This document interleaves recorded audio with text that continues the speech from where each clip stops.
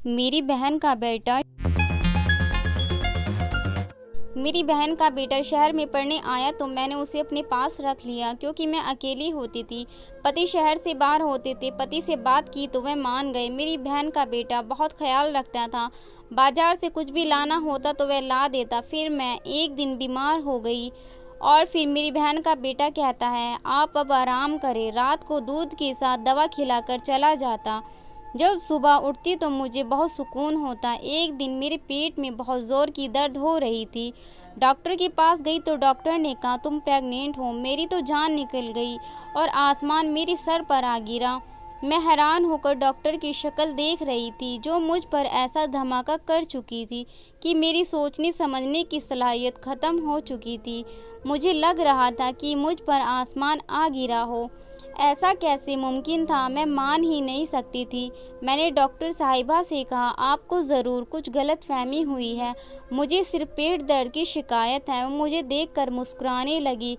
फिर मेरे सामने मेरी रिपोर्ट रख दी। कहने लगी कि 3 साल से आप मुझसे इसी चीज़ का इलाज करवा रही हैं। अब आपको भगवान ने ये खुशखबरी सुनाई है, उनका शुक्रिया अदा करना चाहिए।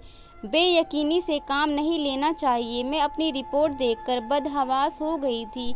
मुझे ये सुनकर शौक लगा। इसको सुनकर मैं चकरा ही गई थी। मेरी शादी को 4 साल हो गए थे। मेरे पति बाहर के मुल्कों में रहते थे। वे साल भर में बस चंद ही दिनों के लिए ही हिंदुस्तान आते थे और उस वक्त मेरी ख्वाहिश थी कि मैं उम्मीद से हो जाऊं ताकि मेरा दिल बच्चों में लग जाए। लेकिन हर बार मुझे मायूसी का मुंह देखना पड़ता था। लेकिन अभी वह तो परदेश में थे। मैंने डॉक्टर से कुछ ना कहा, अपनी रिपोर्ट पकड़ी और मरे मरे कदमों से बाहर आ गई। मेरा दिमाग उस वक्त बिल्कुल काम करना बंद कर चुका था। ये कैसे हो सकता है? मैं और माँ, मेरे घर से क्लिनिक का रास्ता बस कुछ ही फासले का था, लेकिन मुझे अपने कदम इतने भारी लग रहे थे जैसे मेरे कंधों पर कोई बहुत भारी बोझ डाल दिया हो। हम 2 ही लोग थे घर में, कोई तीसरा नहीं। एक मैं और दूसरा मोंटी। मेरे जहन मुकम्मल तौर पर काम करना बंद कर दिया था। क्या सोचती, कैसे सोचती? मोंटी मेरा सगा भांजा था, मेरी सगी बड़ी बहन का बेटा। अपनी सोच ओके के ताने बाने भी समेट नहीं पाई कि सामने अपने घर का गेट देखकर मेरे कदम वहीं रुक गए। मुझे लगा कि मैं क्लिनिक से ज़्यादा तक अपनी बेजान शरीर को किसी लाश की तरह लाद कर लेकर आई। मेरे गले में इस कदर गिरे पड़ी थी कि मुझे सांस लेने में भी घुटन महसूस होने लगी थी। मैंने डोरबेल बजाई तो मोंटी ने ही दरवाज़ा खोला था। मैं घर के अंदर दाखिल हुई। मुझे देखकर वह मुस्कुराने लगा। मेरे घर के अंदर दाखिल होते ही वह कहने लगा, मौसी आज आपने इतनी देर कर दी। मैंने तो पहले खाने पर आपका बहुत इंतज़ार किया, लेकिन फिर मुझसे भूख बर्दाश्त नहीं हुई तो इसलिए मैं तो खा चुका हूँ। आपके लिए खाना लगा दूँ? वह मुझसे बातें करता जा रहा था। मेरी सबसे बड़ी बहन का बेटा, जो मुझे हमेशा सबसे अजीज़ था, जो कि नौकरी के सिलसिले से शहर आया था और पिछले कई माह से यहाँ मेरे पास रह रहा था। मेरे पति को भी इस बात पर कोई ऐतराज़ नहीं था। मेरे पति बुआ के लड़के ही थे, इसलिए पापा और मम्मी से खूब अच्छी तरह से वाकिफ़ थे। बल्कि वह तो बहुत खुश थे, उन्हें मेरी फ़िक्र नहीं सताएगी। मौसी कहाँ खो गई? मोंटी की बात पर मैं चुप सी हो गई। मैंने कहा, कुछ नहीं, मुझे भूख नहीं है, सर में दर्द है, मैं अपने कमरे में जा रही हूँ। मैं मोंटी से ये कहकर अपने कमरे में चली गई। रिपोर्ट को दराज में रखकर अपना बेजान वजूद लिए बेड पर बैठ गई। मेरी सोच ख़त्म हो चुकी थी। मोंटी मेरा सगा भांजा था और मेरी बहन का बेटा। मैं उसके ऊपर ऐसा सोच भी नहीं सकती थी। मैं बहन भाइयों में सबसे छोटी थी और दीदी सबसे बड़ी। जब दीदी की शादी हुई तो उस वक्त तो मैं 8 साल की थी और जब दीदी के घर मोंटी पैदा हुआ उस वक्त मैं 10 साल की थी। मेरी दीदी का ससुराल का भी संस्कारी था, सारे रीति रिवाज को बहुत अदब से फॉलो करता था और जो मोंटी भी अपने संस्कार को बहुत अच्छे से फॉलो करता था। ना जाने मुझे अपनी दीदी की परवरिश पर शक था और ना ही मैं मोंटी के किरदार पर शक कर सकती थी। लेकिन जो रिपोर्ट मेरे हाथ में थी उससे पूरा शक मोंटी पर ही जा रहा था, क्योंकि घर में मेरे और मोंटी के अलावा कोई तीसरा शख्स था ही नहीं जिस पर मुझे शक होता। मैं अपने सर दोनों हाथ में लेकर बैठ गई। मुझे याद आने लगा पिछले कई दिनों से मोंटी मुझे दूध के साथ दवाई देता है, जिसे खाकर मैं गहरी नींद सो जाती हूँ और जब सुबह मैं उठती हूँ तो फ्रेश हो जाती हूँ। क्या मोंटी मुझे नींद की दवा देता है? और मेरा सो जाने के बाद टिप टिप आंसू मेरी आंखों से गिरने लगे। मेरे गले में आंसुओं का फंदा सा बन गया था, जिसकी वजह से मेरे अंदर घुटन सी भरती जा रही थी। क्या सगे रिश्ते इतने कमज़ोर हो चुके हैं कि हवस के आगे कुछ भी नज़र नहीं आता? मैं उसकी मौसी हूँ, यानी उसकी माँ की बहन, मतलब माँ ही हुई। वह मेरा बेटा समान है, उससे कोई ताल्लुक भी नहीं है। ऐसे कैसे वह मेरे साथ में ऐसा कैसे सोच सकता है? कैसे उसका दिल इस गुनाह के लिए आमादा हो सकता है? मैं सिसकियाँ लेकर रो रही थी। इस दर्द का अंदाज़ा शायद कोई लगा ही नहीं सकता था जो मैं सह रही थी। एक नाकाबिल बर्दाश्त सी कैफियत थी।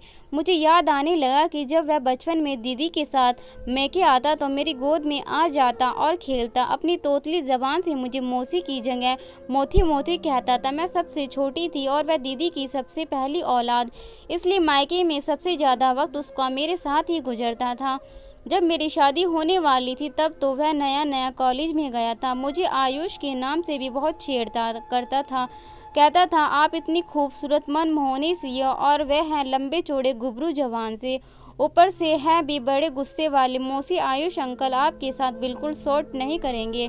आपके लिए तो मुझ जैसा कोई स्मार्ट सा लड़का अच्छा लगेगा। हर वक्त वह मुझसे आयुष के नाम से छेड़ता रहता, हंसता रहता, मजाक करता था।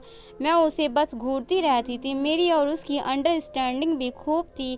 वह यहाँ आता तो मुझसे देर रात तक बातें करता रहता, हंसता था, मजाक करता था। कभी कहता कि मुझे लगता है आयुष अंकल ने परदेश में किसी से शादी कर ली है, तब भी तो वापस आने का नाम नहीं लेते। जब मैं उससे गुस्से में घूरती तो वह हंसने लगता। उसे देखकर मुझे कभी ऐसा नहीं लगा कि वह मेरे साथ ऐसा घटिया हरकत भी कर सकता है। मैं इन्हीं सोचों में गुम थी कि जब मोंटी मेरे दरवाजे पर दस्तक देकर अंदर आ गया। अभी उसके हाथ में दूध का गिलास और दवाइयाँ थी और अपने नॉर्मल अंदाज में मेरे सामने बेड पर बैठ गया। लेकिन उसके बेड पर बैठते ही मैं खौफ से पीछे हट गई, जैसे न जाने वे क्या कर देगा। और ये ऐसा जाहिर सी बात थी, जो सब कुछ मैं डॉक्टर से सुनकर आ रही थी। मेरी जगह उस वक्त कोई भी ऐसा ही खौफजदा होती।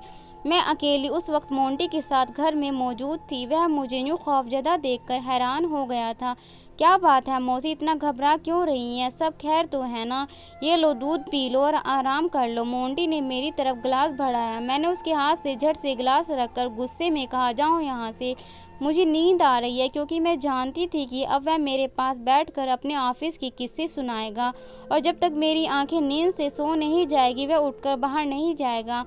मेरे सख्त लहजे पर वह घबरा सा गया, कुछ हैरान भी था। क्या बात है मौसी, आपकी तबीयत तो ठीक है? मैं तो यही पूछना चाहता था कि रात को अगर आपको किसी चीज़ की ज़रूरत हो तो मुझे बता देना। शायद मेरे रूखे लहजे से वह परेशान हुआ था।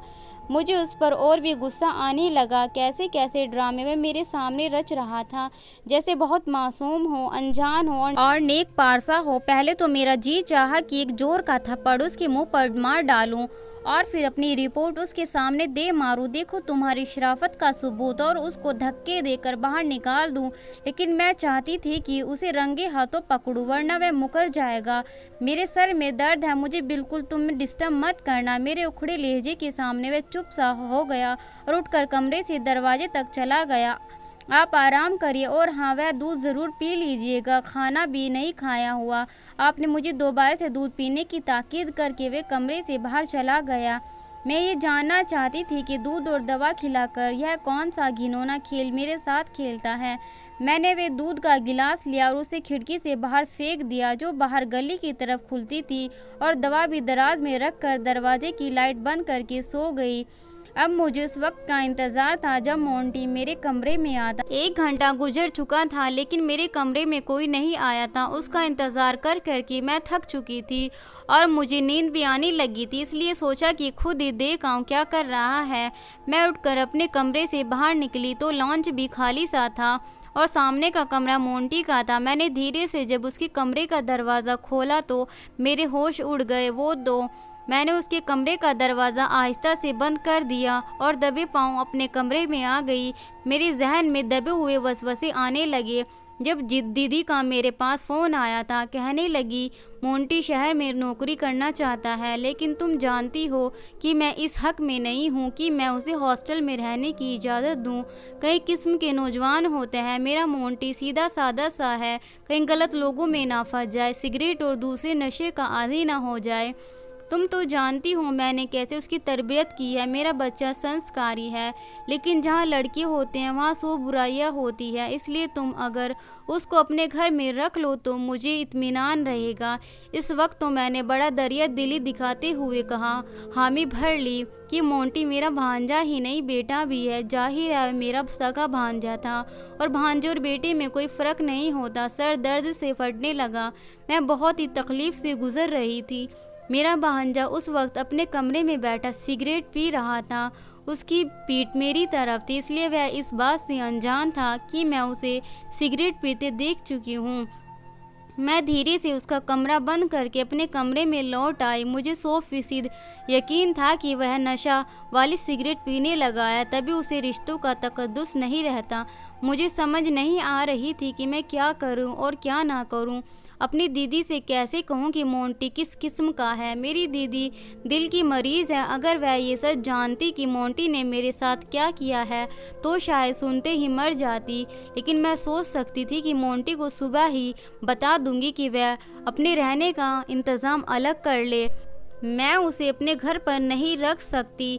मैंने अपना कमरा लॉक किया और सो गई। सुबह मेरा दरवाज़ा बड़ी ज़ोर से धड़धड़ाया गया। मैं जैसे ही सोकर उठी और दरवाज़ा खोला तो सामने मोंटी मुझे बहुत गुस्से से देख रहा था।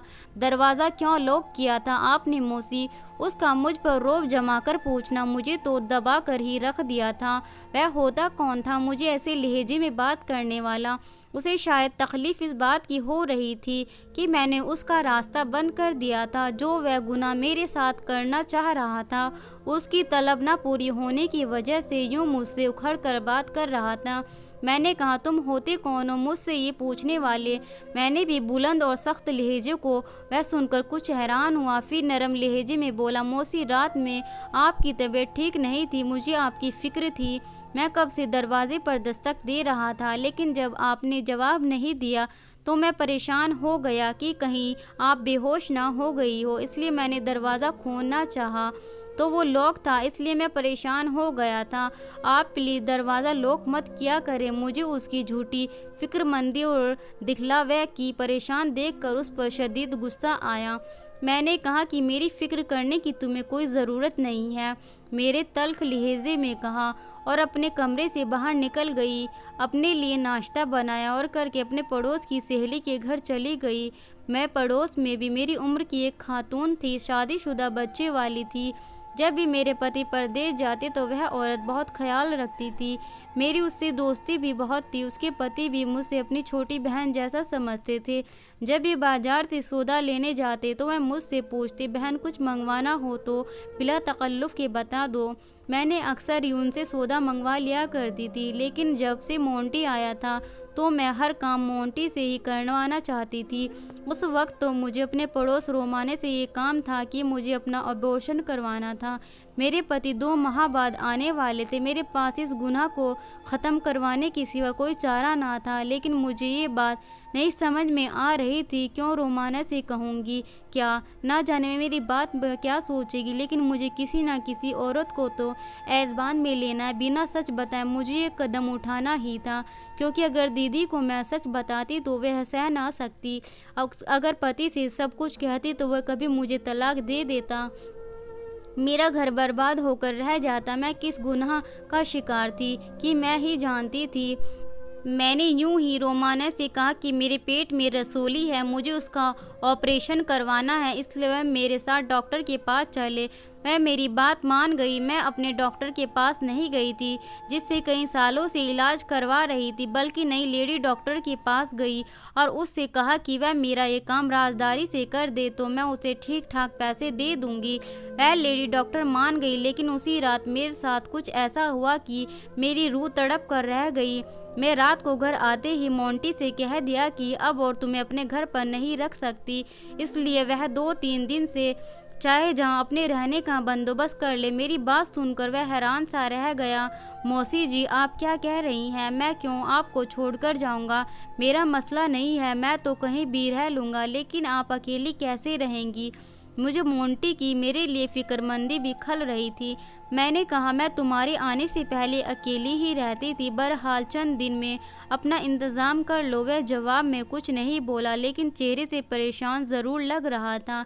मैं अपने कमरे में आकर सो गई। मैं सो रही थी, मेरा कमरा लॉक। अब मैं अपना कमरा लॉक करके सोती थी। कुछ ही देर में मैं नींद की आगोश में जाने लगी।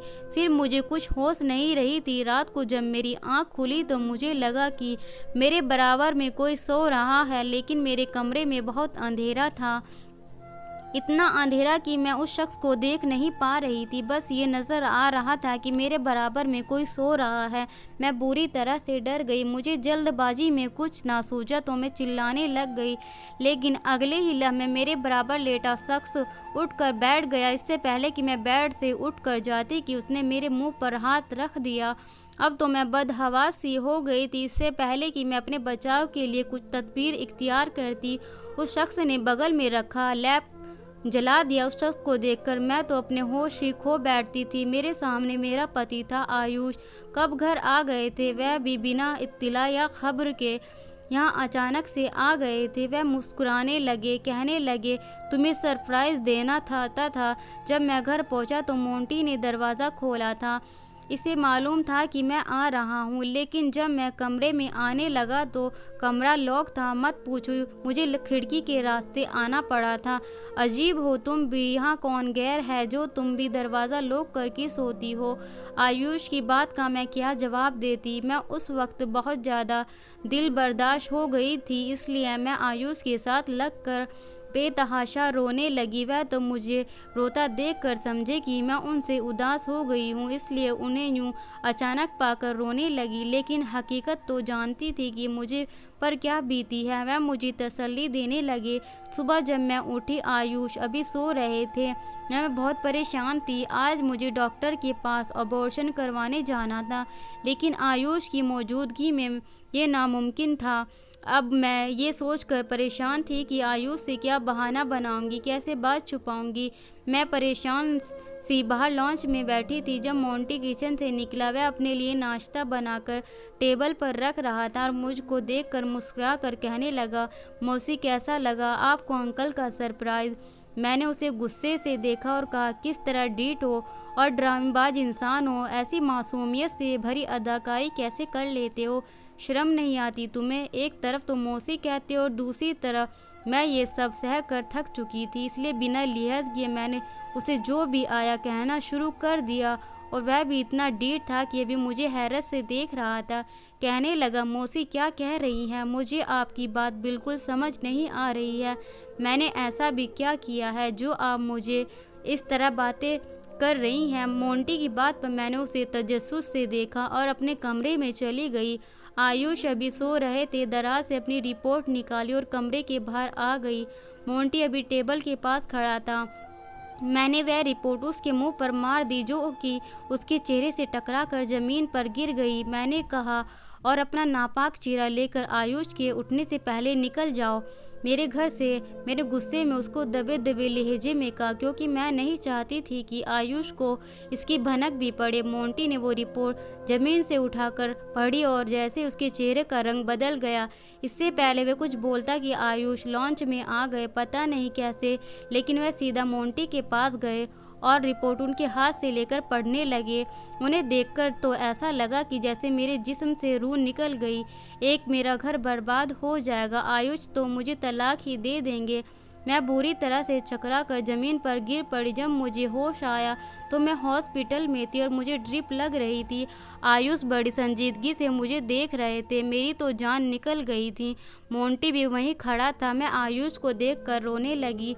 मैंने कहा कि मेरा कोई कसूर नहीं है आयुष। मोंटी मुझे नींद की दवा देता था, मुझे कुछ पता नहीं है। खुदा के लिए मुझे तलाक मत दीजिएगा। मैं आपसे बहुत मोहब्बत करती हूँ, मैं आपके बगैर नहीं रह पाऊँगी। मैं बिस्तर पर लेटे-लेटे हाथ जोड़कर आयुष से माफ़ी माँग रही थी। वह मेरे पास आए, मेरे जुड़े हुए हाथों को अपने हाथ में लिया और कहने लगे, तुम परेशान मत हो, मैं तुम्हें नहीं छोड़ूंगा। मैंने तुम्हारे सारे टेस्ट नए करवाए हैं, तुम प्रेग्नेंट नहीं हो। शायद किसी और की रिपोर्ट तुम्हारी रिपोर्ट में बदल गई थी। ना तुम गुनहगार हो और ना ही मोंटी ऐसा कुछ किया है। तुम उसके किरदार पर शक मत करो, बस ये रिपोर्ट की अदल बदल है। ये सब गलत फहमी है। मोंटी की तरफ जब मेरी नज़र पड़ी तो वह रो रहा था, बिना आवाज़ के आंसू बहा रहा था। मुझे देखकर मेरे पास आकर कहने लगा, मौसी आपने सोच भी कैसे लिया कि मैं ऐसा करूँगा। मुझे अपनी माँ में और आप में कोई फ़र्क नहीं दिखा। मैंने तो कभी किसी लड़की को नज़र उठाकर नहीं देखा, तो फिर आप मेरी माँ की जगह हैं। मैंने कहा कि तुम्हें मैंने सिगरेट पीते हुए देखा था। वह कहने लगा, मैं नशे की सिगरेट हरगिज़ नहीं पीता। हाँ, कभी कभी सिगरेट ज़रूर अपना कमरा बंद करके पी लेता हूँ। आपका ख्याल इसलिए रखता था, मैंने अपना बचपन आपकी गोद में गुजारा है, इसलिए जैसे मैं अपनी मम्मी का खाने पीने का और दवा का ख्याल रखता था, आपका भी रखने लगा। मुझे पता होता कि आपको मेरी वजह से इस तरह से तकलीफ थी तो मैं यहाँ कभी नहीं आता। वह रो रो कर अपनी बातों को कह रहा था। एक गलत रिपोर्ट ने मुझे शर्मिंदा करके रख दिया। क्या किया मैंने अपने भांजे के साथ, ये नहीं सोचा था मैंने। मेरे ख्याल में ये भी बात नहीं आई कि अक्सर रिपोर्ट्स गलत भी निकल आती हैं। अब सोच रही हूँ कि काश एक बार अपनी रिपोर्ट दोबारा से करवा लेती तो ऐसा ना होता। दोस्तों, मेरी वीडियो आपको पसंद आए तो लाइक करो, चैनल को सब्सक्राइब करो, कमेंट करो। मैं आपके लिए ऐसी वीडियो लाती रहूँगी। धन्यवाद।